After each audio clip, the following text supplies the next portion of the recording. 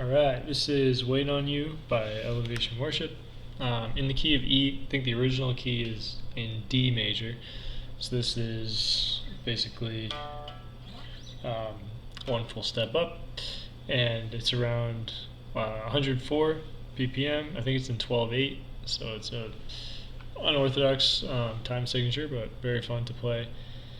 And E. Edwards on the Elevation Worship Resources YouTube channel has a perfect playthrough video in the original key. So I'm not going to do a playthrough this time. Maybe I'll do one later if maybe there's a need for it or if someone asks for it. But I'm just going to talk through the parts, basically his same parts, but the parts that I would play if we were playing it in E, because that's the key that we have played it in most times, usually. So the intro, verse 1 and verse 2, I'm quiet. I usually just don't play anything. And then I come in chorus 1, just strumming the chords. So it's basically E, F sharp minor, C sharp minor, B, A, F sharp minor. And I'm doing it in the chord shapes that allow you to use the open 2 strings. So kind of like power chords with keeping the B and E strings open. So that for the E, F sharp minor would be here. And that's like the 2nd fret, 4th fret, 4th fret, 2nd fret, and then bottom 2 are open. For the C sharp minor, I slide the same shape all the way up to the 9th fret. And then B and A are similar in this sense where I'm just using the 7th fret, 9th, and 8th, A.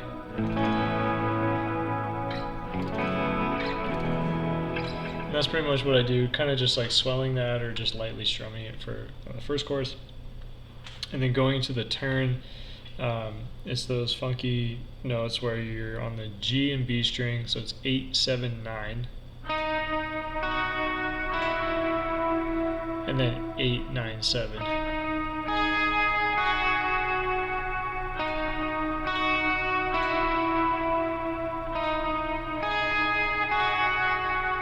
You do that for verse 3 again, I think 3 times, and it just ends on a B chord, so you just play that. And then we go into chorus 2. So chorus 2 is kind of like the main way that all the big choruses are played, and it'll be repeated later. And there's 2 different ways I'll play this. I'll usually kick on another level of drive, and then maybe if you just have a good mix and or a very bright guitar and you know you can cut through the mix well, you can kind of play it down on the lower part of the neck, and then maybe on a bigger part, or when you're more full and you just want to cut through a little more, I sometimes come up and play it higher on the neck on lower strings as well, just to make sure that it punches through. So the way you play it down here would be the open E string, and then the D string on the 2nd fret, then to 4, and you slide up the 4th to the 6th. So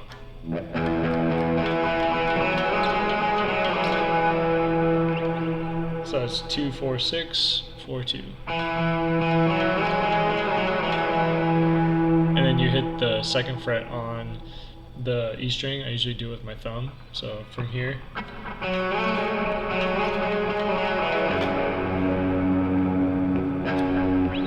and then it slides up again, but you're hitting the A string on the 4th fret, and then back to the 2 on the D, and then 2 on the A. So, and then G string 2, 1 with your thumb again on the 2nd fret. And that's pretty much everything. So all together.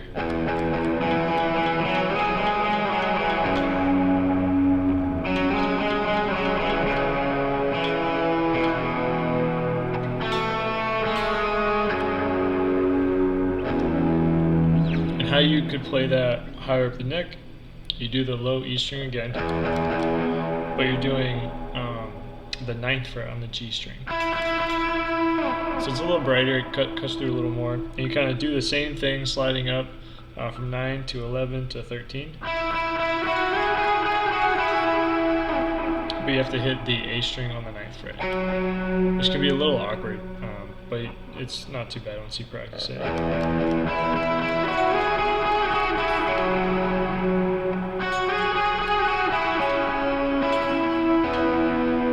Then you go up to 14.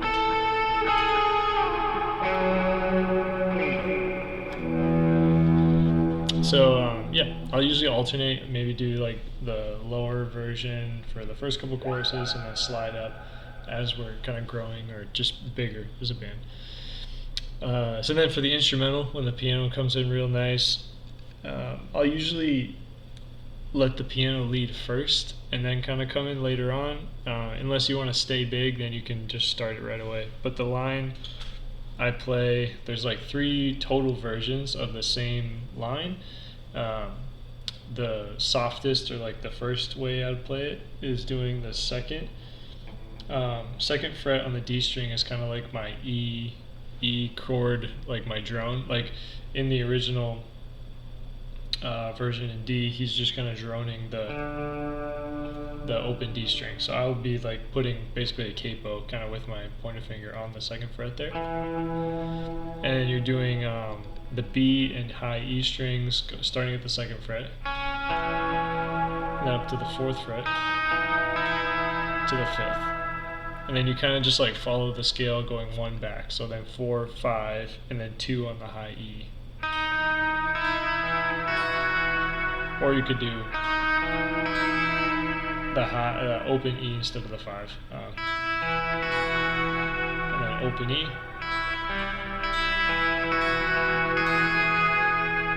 And then it's just 5, 4, 2. So it's a little tricky, kind of just to hit that D every time, a D string.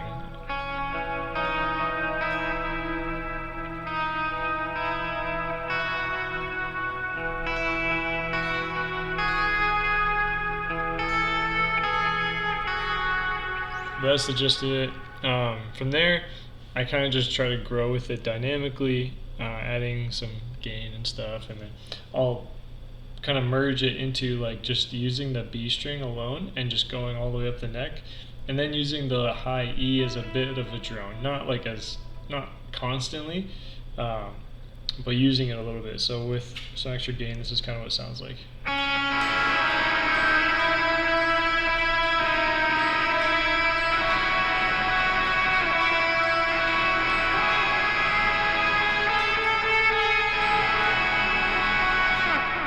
And then you can take off the E drone just to make it sound a little more clear.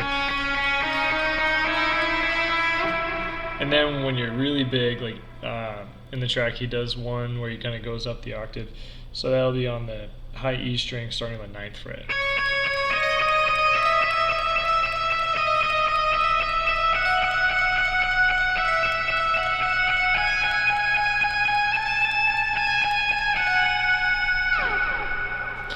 And that's pretty much it. And then you kind of just go back into the chorus, back into the bridge, a bunch of times, as much as you want.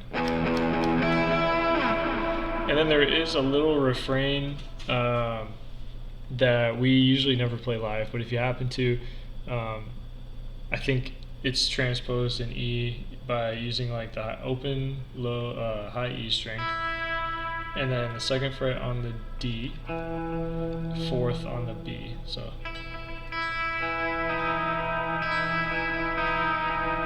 And then 4th and 2nd fret on the high E.